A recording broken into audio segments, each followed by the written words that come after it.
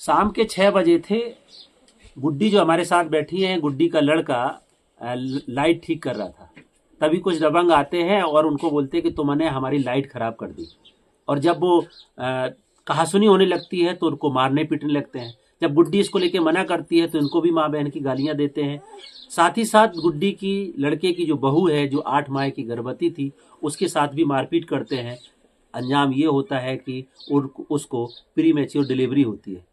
और एक बड़ी घटना जिसमें 3 पीड़ित जिनके साथ इस घटना को अंजाम दिया जाता है, ये घटना जालौन जिले के मसगाया गांव में घटती है। जी हाँ दोस्तों, नमस्कार, मेरा नाम कुलदीप कुमार। आज हम इसी घटना की सच्चाई जानने के लिए पीड़ित के घर पे हैं और गुड्डी जिन्होंने इस केस की FIR दर्ज कराई है वो हमारे पास हैं। हम गुड्डी से जानेंगे कि घटना में क्या हुआ था। गुड्डी, क्या हुआ था उस दिन, पूरी बात बताइए, बताओ। ऐसे ही हमारी ऐसी है कि जैसे हम हाथ तेजी जैसे लड़कन का मार पीट रहे थे तो मैं बचाने लगे, सोना में एक लठिया मारी और जो हाथ खा लो तो जामे खा लो, तो जहाँ से एक लठिया गली तो मैं बेहोश हो गया, तो मैं पता ही नहीं करो।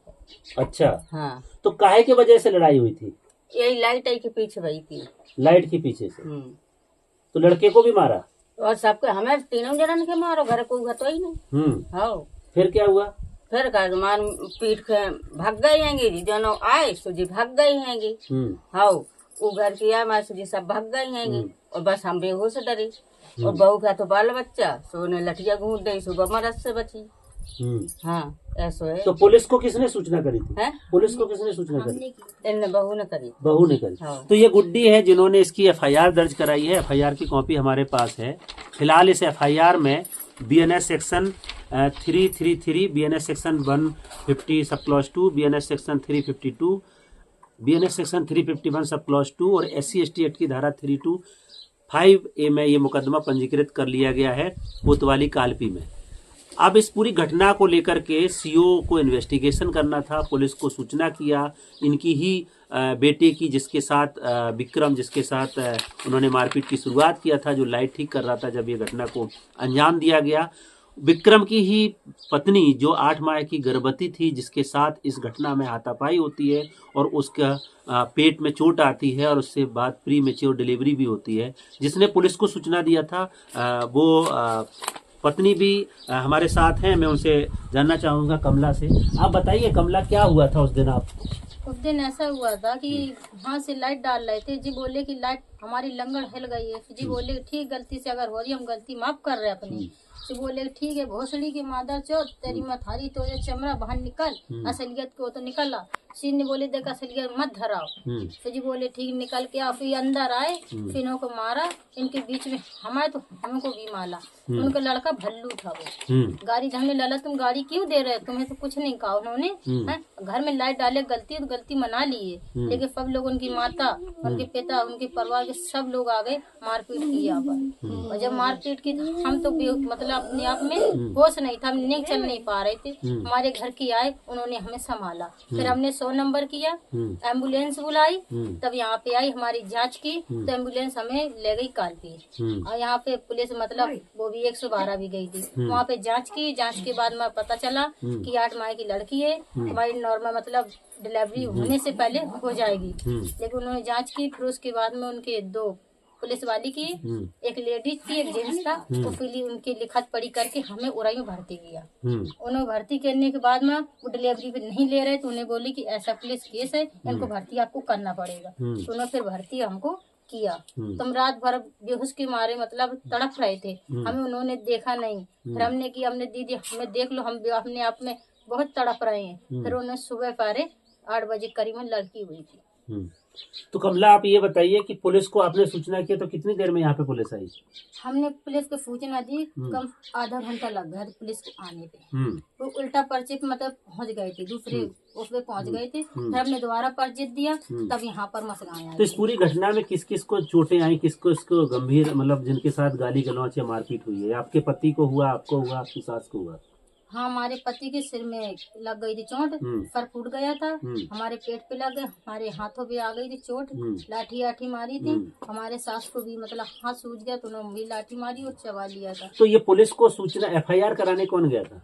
एफआईआर कराने हम लोग सब लोग गए थे, रिपोर्ट लिखी थी कालपी पे, उसके बाद में पापा औरों को दिया था, ये जमा करने गए थे कागज। तो जब कमला और उनकी सास गुड्डी इसको लेकर के एफआईआर दर्ज कराती हैं तो कालपी कोतवाली इस एफआईआर को दर्ज करती है और उसमें SC/ST prevention of atrocity act के सेक्शन 325A और BNSS के तमाम सेक्शन दर्ज किए गए हैं। और सबसे बड़ी बात यह है कि इसमें जब उनके बेटे को मारा जाता है उस दौरान उनकी माँ जब उनको बोलती है तो फिर उनकी पत्नी जो कमला जो भी बता रही है जिसका 8 माह का गर्भ था, जिसको प्री मैच्योर डिलीवरी हुई, बच्ची हुई है, फिलहाल बच्चा स्वस्थ है। लेकिन कमला आप ये बताइए उसके बाद से पुलिस ने क्या कार्रवाई की, आरोपी कहाँ है? उसके बाद में पुलिस यहाँ पर आई थी, सीयू साहब की गाड़ी आई थी, जब हम डिलीवरी से मतलब 3 दिन भर्ती वहाँ पहले बने रहे, फिर आए थे यहाँ पर, तो फिर आए थे सीयू साहब तो जांच पर्चित करके बोल रहे थे कि कागज आपके लेके आ जाना, तो हम लेके गए थे। फिर उसके बाद हमें बुलाया था, हम सब लोग गए थे, हमारे पति सास हम सब लोग गए थे वहाँ पर, वहाँ कागज जाँच की और जाँच करने के बाद में फिर भी कह रहे थे कि आपका काम हो जाएगा, फिर वहाँ से हमें बोल दिया कि आप घर जाइए। फिर तो अभी कितना दिन हो गया है आपको, अभी क्या कार्रवाई हुई? अभी सर कोई कार्रवाई नहीं की है, हमें ये तीसरा महीना होने वाला है, लेकिन अभी कोई सुनाई ना वहाँ से कोई जानकारी दी है। तो कालपी कोतवाली के मसगाया गांव में ये जो घटना घटी है, एक दलित परिवार के ऊपर हमला किया गया है जिसमें एक बेटे को, एक मां को और एक उसकी बीवी के ऊपर जो हमला हुआ है उसकी एफआईआर तो पंजीकृत किया है।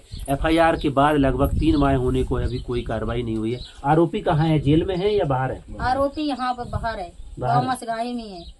तो आपने इसको लेके पुलिस को बताया कि आरोपी को पकड़ना चाहिए, वो उन्होंने हमारे साथ इतनी बड़ी घटना करी? नहीं, पुलिस आई नहीं है तो हम आप बता कैसे दे, अभी तक पुलिस ने उनको नहीं पकड़ा। फिर एक ही बार आई थी सीयू साहब, तब से कोई पुलिस न कोई जानकारी, कोई नहीं आया हमारे यहाँ पर। तो कमला आप क्या चाहती हो, जो इस पूरी घटना में अगर कल के आपके ऊपर दबाव बनता है कि इसमें समझौता करो, तो आप समझौता करोगे, केस लड़ोगे?